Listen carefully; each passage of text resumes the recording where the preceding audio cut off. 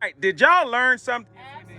All right, I appreciate y'all for coming out, and let's do it, y'all. Let's get this thing. We can do it. Yeah. All right. Peace. By the way, my name's Jake Bellamy. I'm a investor, broker, property manager. With Greg, we buy and flip what 4 or 5 a year, and I do probably another 6 or 7 with other investors. Stuff like this. Specialize in investors, real estate investors. We set up maybe 200 rentals for them. First of all, it's a huge room. It's 14 by 14 almost. Okay. The next thing is it takes this house from a 3-bedroom to a what? To a 4-bedroom. That is critical. That is a $15,000 easily, right, Jake? $15,000 to $25,000 pop. So if you got this house for $90,000, you sell a lot for $15,000.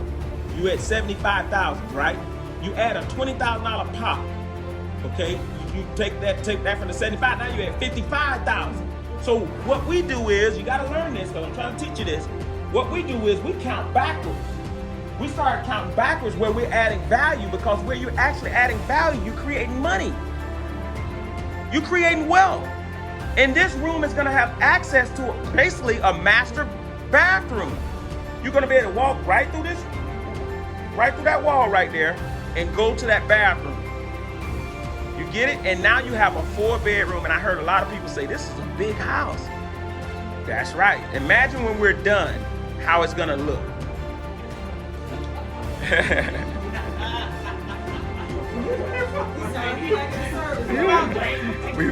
Jake, my guy, let's go. So the kitchen, obviously the appliances, again, 10 years this has all been sitting here. We've actually cleaned some of the food and stuff out of here that was stinking. But we're gonna rework basic L-shaped kitchen, usable space, cabinets, all that. So there is, believe it or not, when they built it, there's a bump out behind this fridge. So the fridge will slide back flush. So another little something that helps a little value. But in this case, we're actually gonna leave these appliances, these cabinets, because they are solid wood. The stuff you buy nowadays, unless you pay premium, is particle board. It's particle board, it's pressed board, it's a thin veneer that's painted to look like real wood. This stuff's all solid. So we're gonna go through paint. If you really wanted, you could fully refinish and put new doors on these. You could pay about $1,000 to have all new doors put on, make it look like a brand new kitchen. But for what we're gonna do with this long term, Greg's decided we're gonna go through, we're just gonna paint everything a nice color. The grays are unpopular right now. You can get a nice brown color, or even the clean white is always classic. So we're gonna go through. They're also gonna put a backsplash in here. That'll make this pop. New cabinets, new countertops. This kitchen will feel all new, especially with all new appliances. Why do y'all think that Jake and the team decided we're not gonna rip all these cabinets out? Well, because they're solid wood. Because they're solid wood, and it save money, and we're gonna do what? What we're gonna do to the house? Oh, you're going to rent it. We're gonna rent it. Now, if we were going to sell this to flip it to sell, what would we probably do, Jake? Put new cabinets.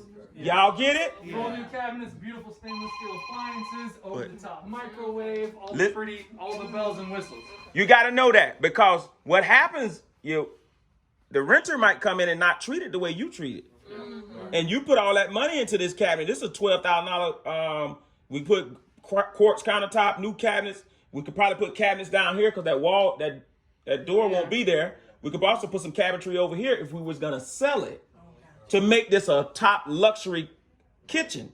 But since we're just gonna rent it, okay, and more than likely I'm gonna rent this on Section 8. More than likely, that's what I'm gonna rent it for. Why would you think I'm gonna rent it on Section 8 if I could? Because you can get the max value from Section 8. I can get the max value, and what else? And it's going to be paid on time.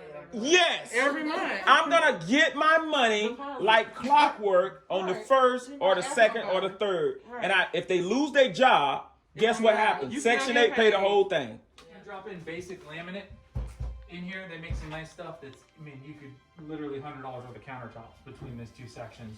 And then basic drop-in sink, basic faucet. Don't overthink it when it's a rental. You want it nice, people to live with and be usable, but at the same time, the nicer you put in, the more expensive it is fixing things up if a tenant destroys, damage, things like that happen. Section here, what we've got is a small bathroom here, and then this So the plan, because there's a step here, we're actually gonna bring this wall out to about where Greg's standing and come across here. Right here. With a little doorway here. Now Greg likes buying barn doors. Yeah. I don't like barn doors. I think they're, but actually this is a good spot for a barn door to be able to open and close here and be something visual as you come in the front door and kind of be in this room. So we're probably gonna put a barn door here on this big flat wall. Now, what do you mean by barn door is, it's a joke about me. I like to kind of improve my houses. You know why? Why do y'all think I do that? It adds value, and then when they get ready to rent it or to sell it, I don't have a problem renting or selling it.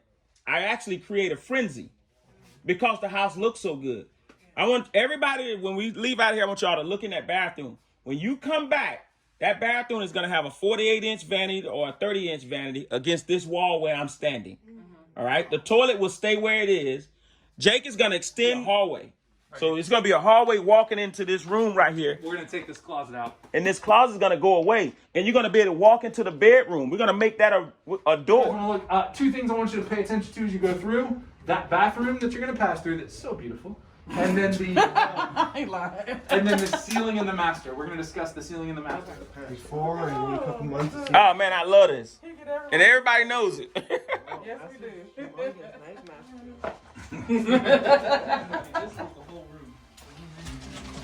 You go. Is it kind of low? Say it again. Is it kind of low in here? Damn, y'all. I'm only 5'9". There you go. You're too good. I'm sorry. Okay, so this master was an addition, and when we went into the roof, it's actually got a low roof over top of it. That was original, and then he built a full roof. So the plan is they're going to come into this room, they're going to come in about 2.5 feet from each of these walls, and we're going to cut it all out and raise the whole thing up about 7 or 8 feet. Give it a nice sense, so when you're laying in bed, it doesn't feel low. You look up. Yes. They do fancy stuff. Sometimes they paint them to look like clouds over the bed. There's going to be a nice fan hanging in the middle of it. My main guy is already going to be working here. He wants to make a certain amount, so we left this in the budget because it's not very hard to do. A novice or a rookie would think this is hard to do, to raise this roof up. But actually what we're going to do is we're going to come out about 18 inches. And then we're going to put can lights on the low part, going all the way around. So now it looks like you got an indentured ceiling with can lights while you're laying in the bed. And it's going to be beautiful. Then we have a nice big ceiling fan that's 18 inches higher. AC vents, by us bringing it in, we don't have to relocate all these AC vents because we leave some room there. Yes. Doing that. So what's that? That's an original unit that was in. It's dead. Okay, before the AC. Yeah, we're gonna delete that at some point. Okay. As I was telling somebody as I came in, this where I'm standing used to be the end of the house. The wall used to be here, and this was a bedroom without the closet. It was just a small room with no access. Oh, like the other two. Yes. All addition. Okay. From here back was all part of the addition. Okay. Now, one of the other things that we're going to keep in mind that we kicked around, to make this a master suite, you're supposed to have access to a bathroom. Yeah. But what we can do is put a door here, and so you'd have a door from the hall coming to the bathroom, as well as a door coming in from this side. And that can be a barnyard door. It could be a barnyard. Yes. You get a barnyard. You get a barnyard door. You get a barnyard door. You get a You want barnyard. to make sure that somebody else didn't get given an aunt, a cousin, a family member, say, hey, when I die, I want you to get so much money from this house.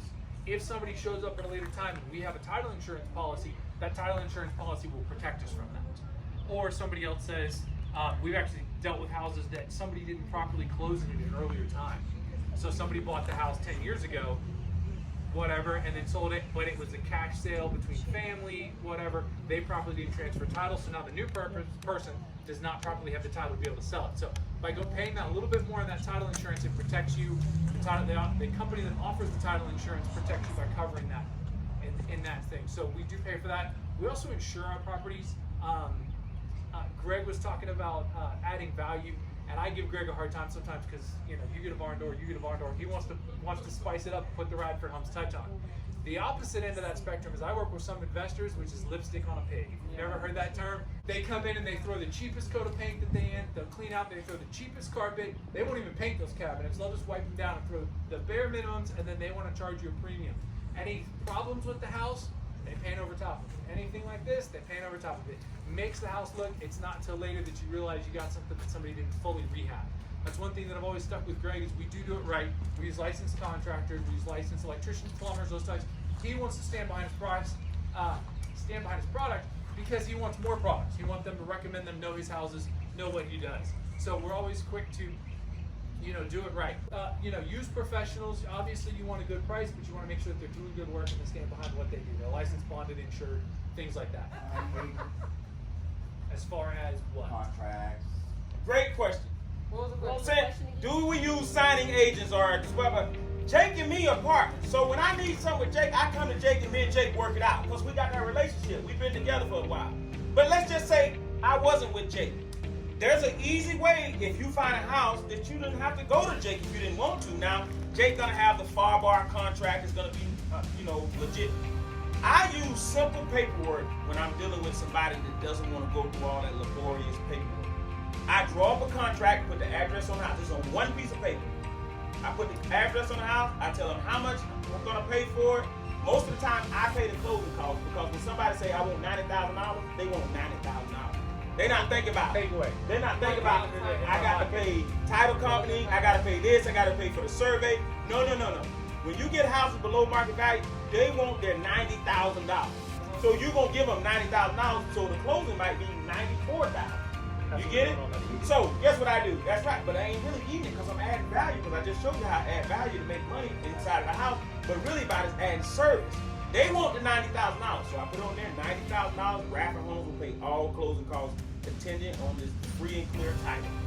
And then I sign it, and they're signing one piece of paper. When they send it back, I send it to the title company. Once you give it to the title company, your job done. Because the title company is gonna send it to the underwriter. The underwriters are gonna vet that process and say, hey Greg, you can't buy this land. They got it all deeded wrong. They're gonna have to backtrack and deed it right. Things on land. Because I need to build 2 duplexes. So I got 5 things on land right now. I got 5 land vacant parcels wrapped up right now. One came back yesterday and said it's too much work.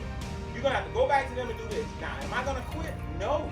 I'm gonna go back to them. I'm gonna say, hey, we're gonna have to backtrack this and get this person to come back in and sign. I'm gonna work that for the next year. Let me tell the story on this house. I don't know if you told the story, but It took a year to 2 months. a year to close. We were under contract a year ago on this house.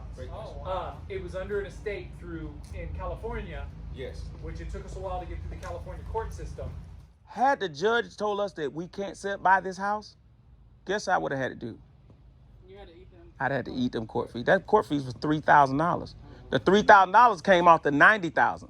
So now the price of the house is $87,000. Because that ain't my job to pay the court fees. Now, would I have paid it, but I negotiated where they could pay it, but I'll pay it up front. Now, if we didn't buy the house, I didn't lose $3,000. That's part of the business.